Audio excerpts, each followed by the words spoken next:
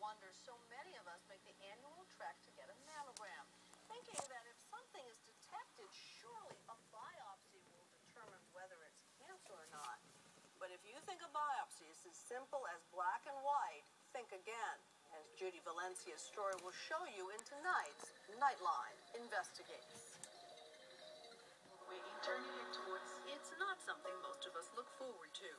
But just like 37 million other women who get a routine mammogram every year, it was now my turn. Hold your breath, breathe, and relax. I was lucky enough to be at one of New York City's premier hospitals, the Mount Sinai Medical Center. It hurts a little bit.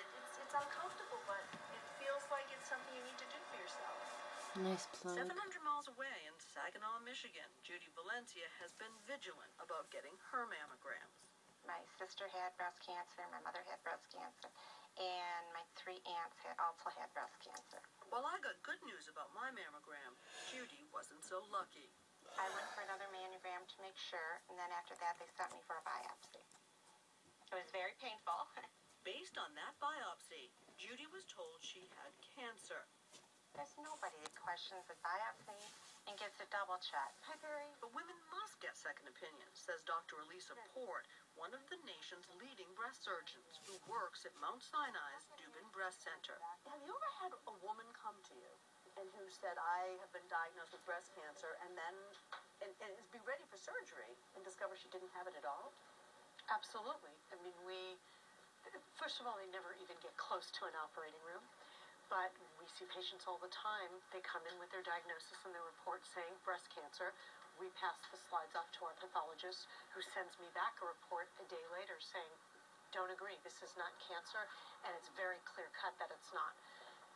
And wow, that's probably one of the most critical pieces of information. That's why no one even gets near an operating room until those slides are reviewed. So we're in the pathology laboratory where we process tissues that come from surgery or from biopsies. Dr. Ira Bleiweiss is one of the country's leading breast pathologists. Ironically, Dr. Bleiweiss says that because mammograms have become so much better at detecting smaller and smaller lesions, diagnosing breast cancer can actually be more difficult these days. He showed me an example. This is a core biopsy of what I'm certain to the radiologist was an irregular solid mass. So this is a lump in someone's breast, but not detectable by the woman, probably. That's correct. No question in your mind about this one. No, absolutely. This is an easy case. Easy to diagnose, but all cancers are not the same. So this is a tough one. Yes. Why? Because the changes are very subtle. Every pathologist, even every trained pathologist who looked at this, might not see it the same way. That's correct. How often do you get presented with a slide like this one, which is really sort of iffy? Oh, every day. Every day? Yeah. That's a very common occurrence in my practice. Before you're going to perform surgery on someone, you want a better reading of that biopsy than it's just having gone to some general lab that does kidneys and gallstones. And I think it's not only the lab. How can a person who does 1 mastectomy a month do it as well as someone who does 10 a week? These are things that are subject to interpretation, and more expertise in making that interpretation is better. But many local hospitals don't have specialized breast pathologists and surgeons. In 2006, one highly regarded study warned the error rate in diagnosing breast cancer could be as high as 4%, which means as many as 10,000 women each year could be misdiagnosed. Which brings us back to Judy Valencia. After her diagnosis, she was told she had 2 choices: a lumpectomy to remove the cancerous portion, or a mastectomy to remove her entire breast. Panicked because of her family history, Judy chose the most extreme course. She decided to remove both breasts, the one with cancer and the one without. I just wanted it to be done. I didn't want to have to worry about going through this again.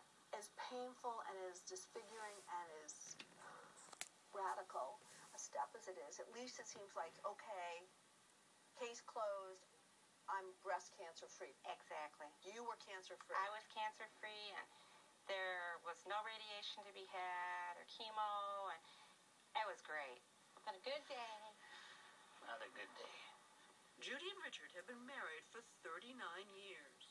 Richard says he supported his wife's decision to remove both breasts. I've watched a number of her relatives pass away because of it. That's why when she discussed about having a double mastectomy, that I went along with it. I'd rather have my wife here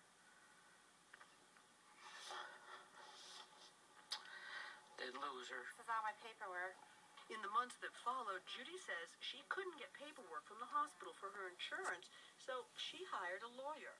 Her lawyer suspected something was wrong and sent Judy's original biopsy for a second opinion to Dr. Bleiweiss back at Mount Sinai. In Dr. Bleiweiss's opinion, Judy never had breast cancer. I went to the lawyer. He said he had good news and he had bad news for me.